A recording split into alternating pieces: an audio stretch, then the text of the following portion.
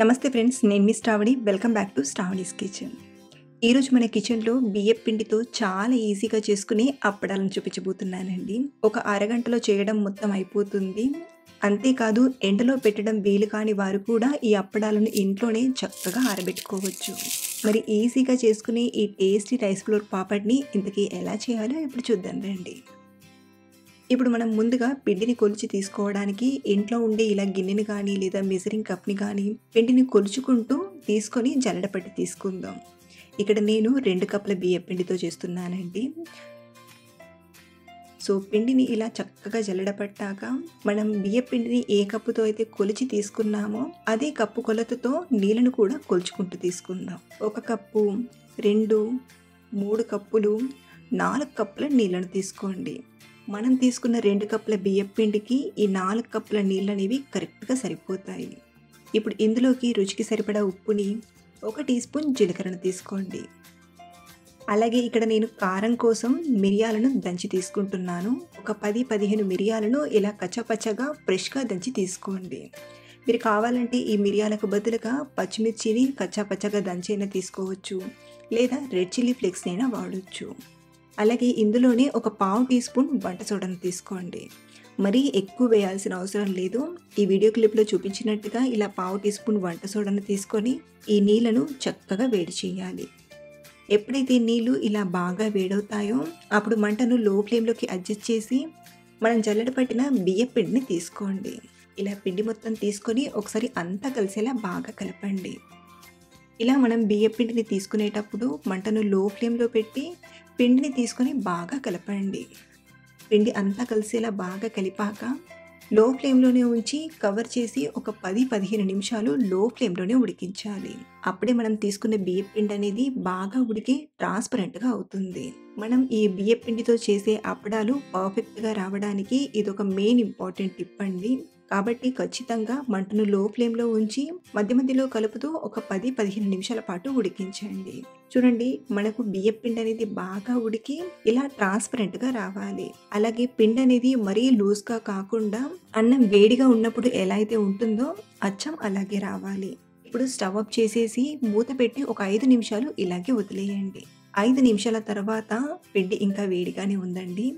ఇదే టైంలో మనం పిండిని ఇలా మెదిపినట్టుగా చేస్తూ బాగా కలపాలి. ఇలా కలపడం వలన ఇందులో ఏమైనా చిన్న చిన్న ఉండల్లా కట్టి ఉంటే అవి కూడా చక్కగా కలిసిపోయి పిండి అనేది సాఫ్ట్గా వస్తుంది. మీకు ఇలా గిన్నెలోనే కలపడం కష్టంగా అనిపిస్తే ఏదైనా ప్లేట్లోకి తీసుకునైనా కలపచ్చు. ఇప్పుడు ఇలా బాగా కలిపాక ఒక ప్లేట్లోకి తీసుకుంటున్నాను. ఇప్పుడు ఈ పిండి మొత్తం మనం చిన్న చిన్న ఉండల్లా చేసుకొని ఆ తర్వాత అప్పడాల్లో ఒత్తి తీసుకుందాం. మీరు కావాలంటే ఒక్కొక్కటి ఉండలా చేస్తూ అయినా పక్కన అప్పడంలా ఒత్తి తీసుకోవచ్చు, లేదా పిండి మొత్తం అన్నీ ఇలా ఉండల్లా చేశాక ఇప్పుడు ఈ పిండి ముద్దలు అనేవి ఆరిపోకుండా ఇలా కవర్ చేసి పక్కన ఉంచండి. ఇప్పుడు అప్పడాల్లో ఒత్తడానికి ఇక్కడ చూపిస్తున్నట్టుగా ప్లాస్టిక్ కవర్ని ఇక్కడ నేను రౌండ్గా కట్ చేసి తీసుకున్నాను. మనం తీసుకున్న ఈ ప్లాస్టిక్ కవర్ అనేది మరీ పల్చగా కాకుండా ఇలా కాస్త మందంగా ఉంటే ఈ అప్పడాలను చాలా ఈజీగా చేసుకోవచ్చు. కాబట్టి పప్పు ప్యాకెట్లకు వచ్చే కవర్ ఉంటుంది కదా, ఆ థిక్నెస్ వచ్చేలా తీసుకోండి. ఇప్పుడు ఈ కవర్కి కొంచెం కొంచెంగా ఆయిల్ని కానీ లేదా నీళ్ళతో తడి చేసుకుంటూ అయినా అప్పడాలను చేసుకోవచ్చు.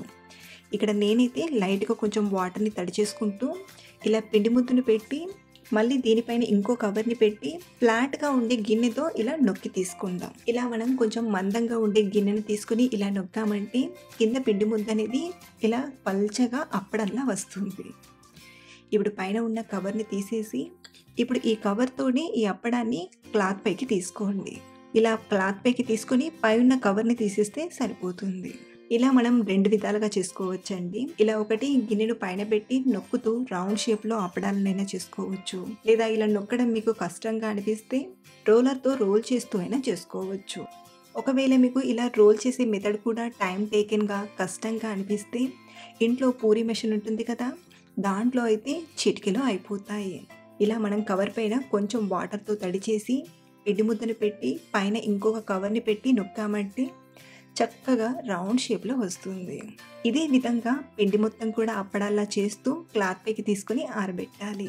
అయితే ఈ అప్పడాలు మీ అందరికీ పర్ఫెక్ట్‌గా రావడానికి కొన్ని ఇంపార్టెంట్ టిప్స్‌ని కూడా ఈ వీడియోలో మీతో షేర్ చేస్తాను. ఈ రెసిపీని ట్రై చేసే ముందు ఈ టిప్స్‌ని ఒకసారి విని ఆ తర్వాత ట్రై చేయండి.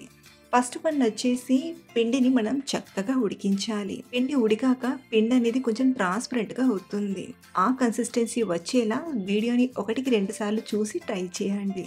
అలాగే రెండవదొచ్చేసి ఇలా మనం ఆరబెట్టాక ఇవి కాస్త ఆరకముందే ఇంకో పక్కకి టర్న్ చేసి ఆరబెట్టాలి. ఇలా మనం ఆరబెట్టాక ఇవి కాస్త ఆరకముందే మరో పక్కకి తిప్పి ఆరబెట్టాలి. ఇలా చేయడం వలన అప్పడం ఆరేటప్పుడు క్లాత్‌కి అతుక్కోదు. దీంతో పగుళ్ళు రాకుండా చక్కగా రౌండ్ షేప్‌లో అప్పడాలు ఎండిపోతాయి. ఇక మూడవదొచ్చేసి మీరు అప్పడాలు ప్రిపేర్ చేసేటప్పుడు నీళ్ళను పెడుతూ చేయాలని చెప్పాను కదా! నేనైతే ఎప్పుడు ఈ అప్పడాల్ని చేసినా నీళ్ళను అప్లై చేస్తూనే చేస్తాను. ఇన్ కేస్ మీకు నీళ్లు పెట్టి చేసేటప్పుడు ఏమైనా స్టిక్కీగా అనిపిస్తే స్టార్టింగ్ 1, 2 అప్పడాలు చేసేటప్పుడు కవర్‌కి కొంచెం ఆయిల్‌ని రాసి ఆ తర్వాత నీళ్ళను అప్లై చేస్తూ చేయండి. ఒకవేళ మీకు రాకపోతేనే ఈ ఆయిల్ టిప్‌ని యూజ్ చేయండి. సో, ఇలా చేసిన అప్పడాలను ఎండలో పెట్టాల్సిన పని లేదండి. మీకు ఎండ అవైలబుల్‌లో ఉంటే ఎండలో ఎండబెట్టొచ్చు. ఎండ లేనివారు ఇంట్లో ఫ్యాన్ కిందైనా ఆరబెట్టొచ్చు. నేనైతే ఇంట్లోనే ఆరబెట్టానండి. అప్పడాలు చేసిన ఒక 2 రోజుల తర్వాత చూపిస్తున్నాను. చూడండి అప్పడాలు బాగా ఆరిపోయాయి కదా! సో, ఇలా ఆరిన అప్పడాల్ని మనం ఏదైనా డబ్బాలో వేసి స్టోర్ చేసుకున్నామంటే సంవత్సరం పైనే నిలువుంటాయి.